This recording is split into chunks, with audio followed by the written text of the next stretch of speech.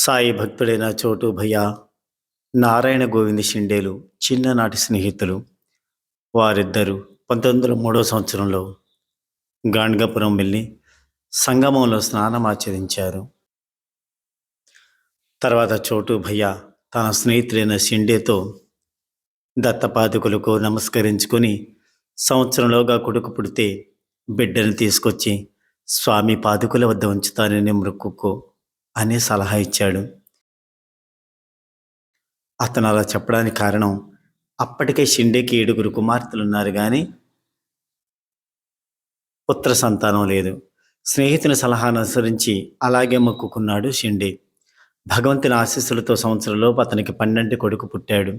కానీ అతను తన మొక్కును తీర్చుకోలేదు. మొక్కును త్వరగా తీర్చుకోమని చోటు భయ్య పదే పదే షిండేకు గుర్తు చేస్తున్నప్పటికీ అతను ఏవో సాకులు చెప్పి కాలయాపన చేస్తూ ఉండేవాడు. ఒకరోజు చోటు భయ్య అతను చేయి మెలిపెట్టి, హరే షిండే, భగవంతుడు ఏదో ఒక విధంగా తన మొక్కులు రాబట్టుకుంటాడు.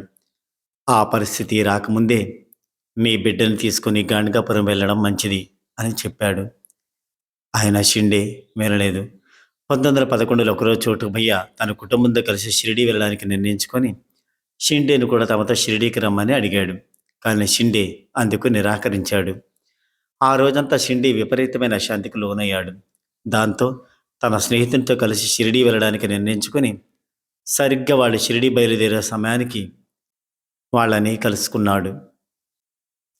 అందరూ కలిసి ప్రయాణమై మరుసటి రోజు సాయంత్రానికి షిరిడీ చేరుకొని బాబా దర్శనం చేసుకున్నారు. ఆ మరుసటి రోజు వాళ్ళు మధ్యాహ్న ఆరతికి హాజరయ్యారు. అప్పుడు బాబా షిండే వైపు తీక్షణంగా చూస్తూ, హరే, నిన్ను నువ్వు చాలా తెలివైన వాడివని అనుకుంటున్నావు. నా పొత్తి కడుపును చీల్చి నీకు కొడుకును ప్రసాదించాను. నువ్వు ఎలాగే ప్రవర్తిస్తే, ఎలాగైతే నీకు కొడుకునిచ్చానో అలాగే వాడిని వెనక్కి తీసుకోగల సామర్థ్యం నాకుంది అని అన్నారు బాబా.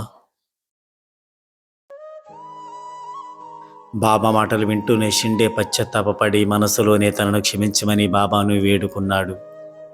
అప్పుడు బాబా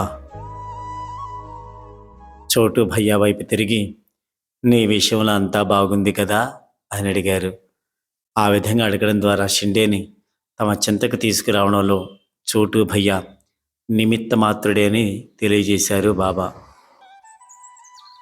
పై సంఘటనతో షిండే బాబాకు అంకిత భక్తుడే తరచూ షిరిడీ దర్శిస్తూ ఉండేవాడు. ఆ సంఘటన జరిగిన కొన్ని రోజులకి షిండే తన కుటుంబంతో కలిసి గాణ్గాపురం వెళ్ళి దత్తపాదుకుల వద్ద తన కొడుకును ఉంచాడు. ఆ తర్వాత అక్కడి నుండి ఇంటికి తిరిగి వెళ్లకుండా నేరుగా షిరిడీ వెళ్ళి తన కొడుకును బాబా పాదాల చెంత ఉంచాడు. చెంచల స్వభావం కల భక్తులపై బాబాకు ఉండే అపారమైన ప్రేమకు నిదర్శనమే ఈ లీల. సాయినాథ్ మహారాజ్ की जय. ओम साई श्री साई जय जय साई जय जय साई.